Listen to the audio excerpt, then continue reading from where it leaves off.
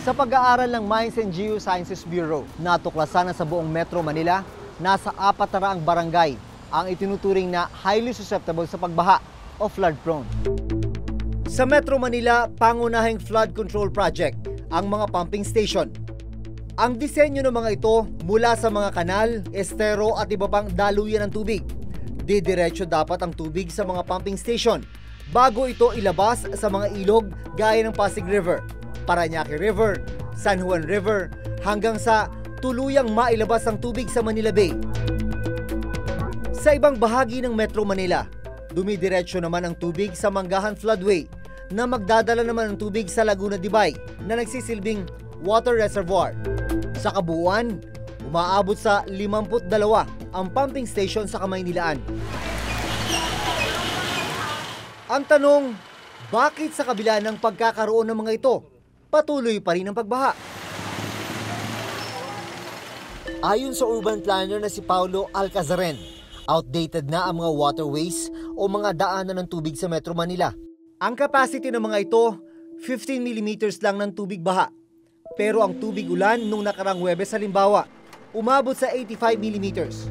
Kailangan talaga pantay tayo sa level ng development at na i-project natin yung level of development, type of development, complexity, yung density of development, how many, kung ilang mga housing unit sa condominium complex niyan. Mula dati yung lugar na yan sinusuporta mga 20 pamilya, ngayon 2,000 na. Ito dati ang mga estero natin. Malinis at nagagamit para sa transport. Yung movement of goods and people is by canal. Kagaya ng Venice. Sabi nga ni Burnham, yung ating mga estero parang yung mga canals ng Venice. Ano nangyari? Inabuso natin yung ating mga kanal, tinabunan yung iba, ginawang real estate, at nawala yung drainage system natin.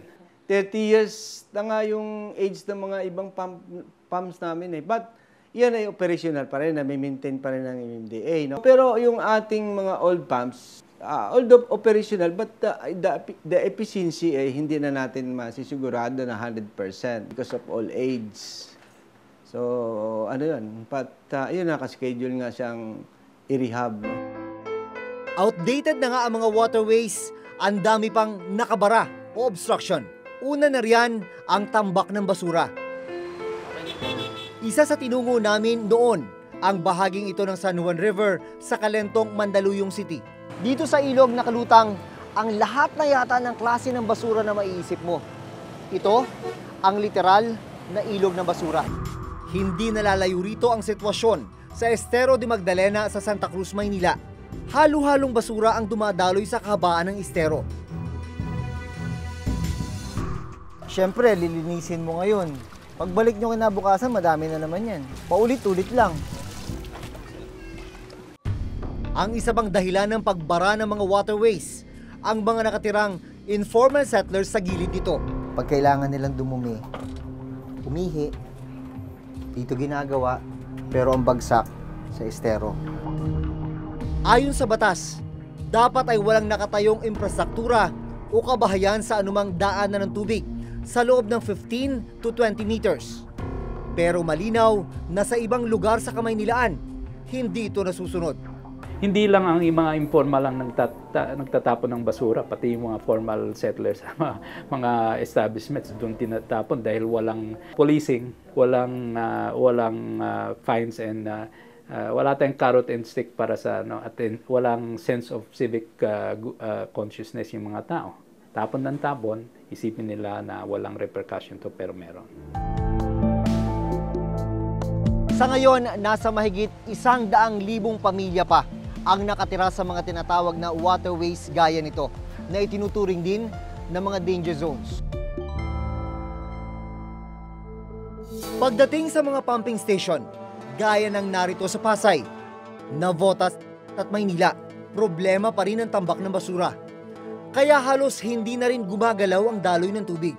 Kasi yung informal settlers natin nakatayo mismo on water Hindi naman doon lang sa easement Aside from that, yung kanilang waste, yung solid waste, ay directly din, indiscriminately din na dinadump doon sa creek mismo. Bukod sa mga pumping station, isa sa pinakamalaking flood control project sa Metro Manila, ang Blumentritt Flood Interceptor Project. Isa itong catchment area na sasalo dapat sa tubig baha sa Quezon City at Maynila. Pero hanggang ngayon, hindi pa rin ito natatapos. Ang mas malala, sa pagbuhos ng ulan nung nakarang Huwebes, karamihan sa mga lumbog ay sa Quezon City at Maynila.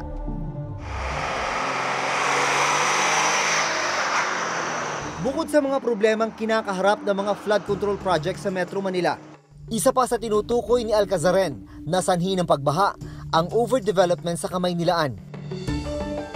So yung supply, drainage, power, kailangan i-proportion sa intensity of development. Yan yung pagkukulang. So yung mga local authorities, gusto nila na mas intensive yung development dahil yan yung sign of improvement sa kanilang mga lungsod. Pero may katumbas o may kailangan na infrastructure na magsusupport niyang. At kung dito lang i-improve sa loob ng development, itatapon lang yung problema sa surrounding development. That's why kailangan yung coordination with adjoining LGUs and with the region. Pero pumapasok yung tubig. Isa sa mga suhestyon ni Alcazaren ang paggamit ng tinatawag na purview cement para sa mga kalsada sa Metro Manila. So, lahat ng tubig na yan pwedeng pumasok sa cistern o pwede pumasok sa gravel bed. Sa ilalim ng Metro Manila Flood Control Management Project, uutang ang gobyerno ng Pilipinas ng $500 million mula sa World Bank at Asian Infrastructure Investment Bank para sa pagsasagawa ng iba't ibang proyekto para masolusyonan ang problema sa pagbaha. Gaya ng pagtatayo ng dam sa Upper Marikina River Catchment Area, improvement of urban drainage, modernization of Metro Manila pumping stations, at improvement of flood forecasting. Lahat po ng mga proyekto o programa na i-implement namin sa Metro Manila ay palinsunod doon sa Flood Management Master Plan of Metro Manila. Ang purpose po ng project na to ay to modernize drainage areas doon sa mga priority flood-prone areas of Metro Manila. Sa inilabas na report ng Commission on Audit para sa MMDA noong nakarang taon, mula 2014 hanggang 2016, umabot sa halos 800 million pesos ang kabuang project cost ng mga flood control at sewerage projects sa buong National Capital Region. At mula taong 2014 hanggang 2016, umabot sa 168 million pesos ang halaga ng mga flood control project na hindi natapos within specific contract time at required completion